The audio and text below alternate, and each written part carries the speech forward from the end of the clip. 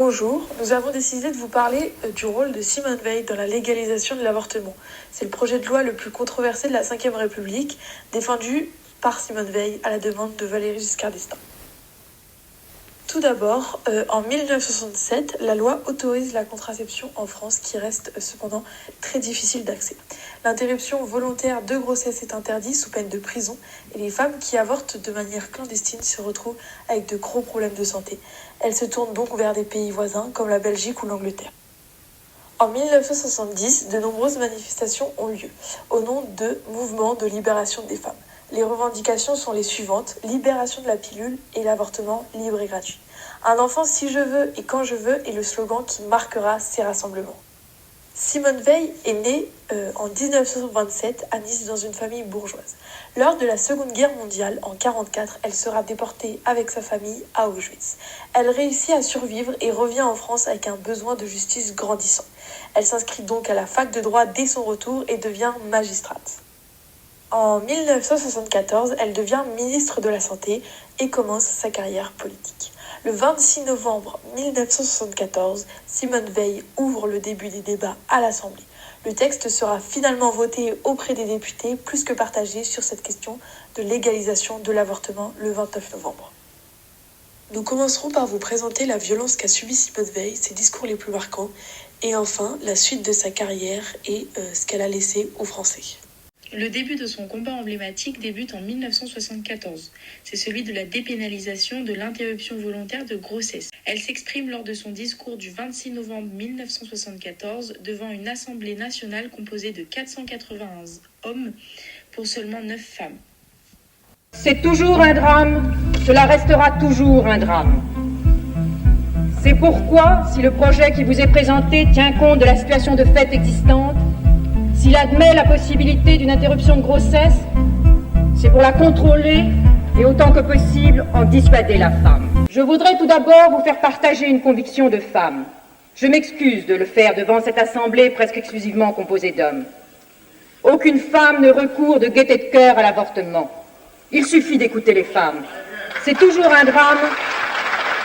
Nous pensons ainsi répondre aux désirs, conscients ou inconscients, de toutes les femmes qui se trouvent dans cette situation d'angoisse, si bien décrite et analysée par certaines des personnalités de votre commission spéciale, a entendu au cours de l'automne 1973.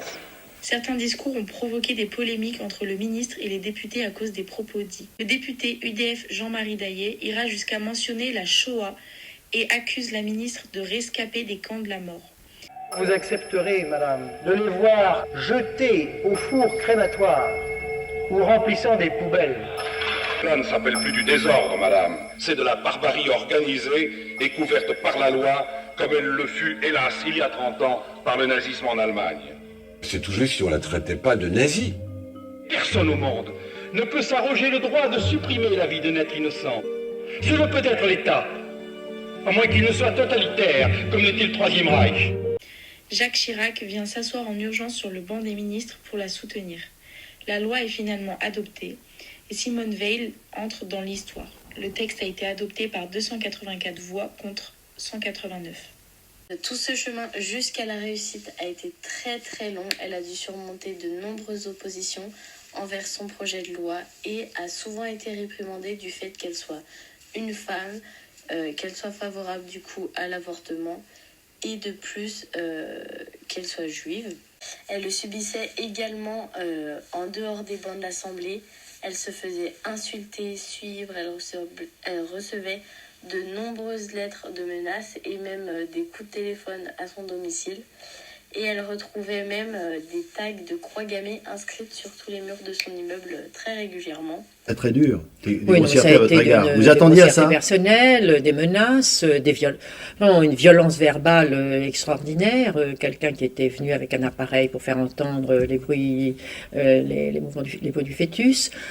Donc c'était vraiment un débat extrêmement violent. Et non, pas à ce point-là, parce que je dirais que cette violence allait au-delà même de l'enjeu de la loi. Ça devenait à la fois très personnalisé et d'un extrémisme qui, si l'on avait simplement voulu prendre en compte les problèmes de conscience qui étaient lourds pour certains et qui devaient être exprimés d'ailleurs de façon tout à fait normale, aurait pu l'être autrement et il aurait été avec plus de dignité et je pense d'ailleurs plus d'efficacité. L'affiliation, c'était la chose qui était voulue en plus, gratuite.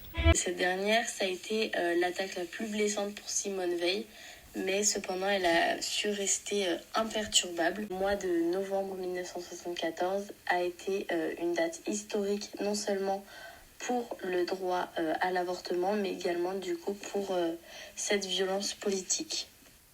Après la légalisation de l'avortement, Simone Veil gagne en popularité. C'est devenu le symbole de la lutte pour les droits de la femme. Simone Veil a continué son ascension politique. Elle est élue députée européenne, puis présidente du Parlement européen. C'est la première femme à la tête d'une institution européenne. Elle est nommée ministre des Affaires sociales, de la Santé et de la Ville, mais aussi elle devient la première femme ministre d'État de la République française. Elle se penchera sur les conditions de vie des détenus, combat qu'elle a commencé au début de sa carrière, mais aussi la lutte contre le sida avec les préservatifs à 1 franc, l'inclusion des handicapés dans le monde du travail. C'est un modèle de la femme en politique, combat qu'elle a mené tout au long de sa vie, notamment avec le manifeste pour la parité, manifeste des 10, initié par Yvette Roudy, ancienne ministre des droits de la femme, publié en 1996. 10 femmes politiques, 5 de gauche et 5 de droite, s'unissent pour la faible représentation des femmes en politique. La femme aux 1000 vies, appréciée par tous les Français, s'est éteinte le 3 juin 2017, à l'âge de 89 ans. Le dernier mot qu'elle prononça fut « merci », mot qui apparaîtra dans tous les journaux. Merci Simone.